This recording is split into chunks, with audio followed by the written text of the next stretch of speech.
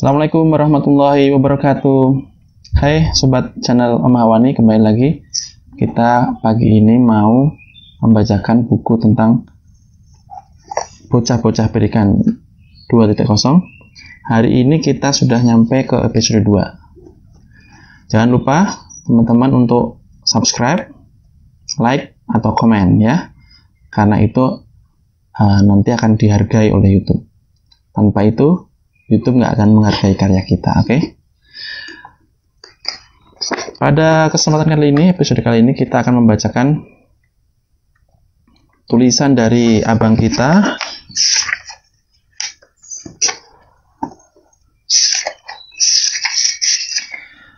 Bang Abadi Muslim.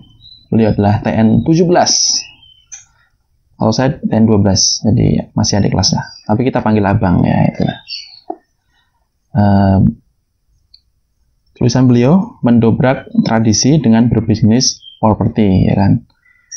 Beliau sangat muda, TN 17. Beliau ini adalah pebisnis properti yang juga menjawab sebagai Direktur Pengembang Pusat Propertindo Jawa Timur. Oke.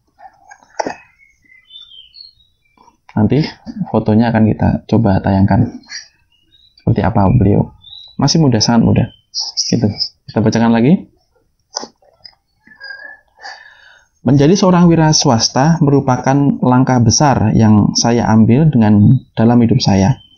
Dengan latar belakang keluarga dokter, menjadi pengusaha sama artinya dengan mendobrak tradisi keluarga. Berwira swasta berarti memilih jalur yang tidak pasti, dengan masa depan yang dianggap tidak jelas dan pendapatan fluktuatif. Tidak sekali ini saya mengejutkan orang tua saya dengan keputusan yang saya pilih. Sebagai anak sulung dari 4 bersaudara, saya terbiasa membuat keputusan sendiri sejak dini. Sosok bocah kecil dengan postur tubuh pendek dan gendut memberanikan diri untuk mengikuti tes seleksi SMA Taruna Nusantara atau SMATN. Mungkin terkesan terlalu percaya diri, namun tidak ada hasil yang mencurangi proses. Alhamdulillah saya, Abadi Muslim, dilantik menjadi siswa SMATN angkatan ke-17 dari Panitia Daerah Jawa Timur. Saya adalah satu di antara 2 bocah Tuban yang lolos seleksi. Pendidikan di SMA Taruna Nusantara telah banyak mengubah pandangan hidup saya. Terbiasa hidup di daerah kecil dengan lingkup pertemanan yang homogen, saya harus menyesuaikan hidup di lingkungan baru yang heterogen, dengan berbagai macam suku, ras, dan agama. Hidup berasrama ini adalah bagian dari mencapai cita-cita menjadi manusia unggul yang mampu menunjukkan bangsa Indonesia. Yang mampu memajukan bangsa Indonesia. Berbagai macam kegiatan saya ikuti untuk meningkatkan soft skill. Di antaranya menjadi anggota patroli, keamanan sekolah atau PKS, dan tim renang. Kegiatan ini melatih saya untuk mampu berkomunikasi dengan banyak orang, tidak apatis dengan lingkungan sekitar, dan meningkatkan jiwa kepemimpinan. Saya bukanlah sosok yang menonjol secara akademis. Saya hanyalah siswa yang selalu berusaha untuk terhindar dari remedia beberapa mata pelajaran. Usai menganyam bangku SMA, saya memilih untuk melanjutkan jenjang studi sarjana di Fakultas Pertanian Universitas Gadjah Mada. Pilihan ini didasari pertimbangan orang tua yang waktu itu ingin membuka usaha di bidang pertanian. Doktrin dalam kehidupan berasrama yang heterogen membuat saya tidak mengalami masalah ketika mendalami kehidupan kuliah. Saya dipercaya untuk mewakili kampus dalam program pertukaran mahasiswa di Xiamen, Fujian, Cina pada tahun 2012 dan mengikuti program Vienna International Model United Nation (VIMUN) di Vienna, Austria pada tahun 2013. Kegiatan inkubator bisnis saya ikuti secara aktif selama kuliah. Di antaranya saya menjadi mitra wira usaha mandiri UGM 2014, terseleksi dalam pendanaan program kreativitas mahasiswa atau PKM tahun 2014 dan menjadi runner-up dalam Supercode Business Plan di tahun 2015. bertemu beberapa tokoh bisnis nasional seperti Sandiaga Uno, Khairul Tanjung, dan tokoh-tokoh besar lainnya menginspirasi saya untuk memutuskan menjadi wira swasta setelah lulus dari UGM dengan predikat sangat memuaskan. Bisnis saya dimulai dari usaha jamur tiram yang hanya bertahan 10 bulan.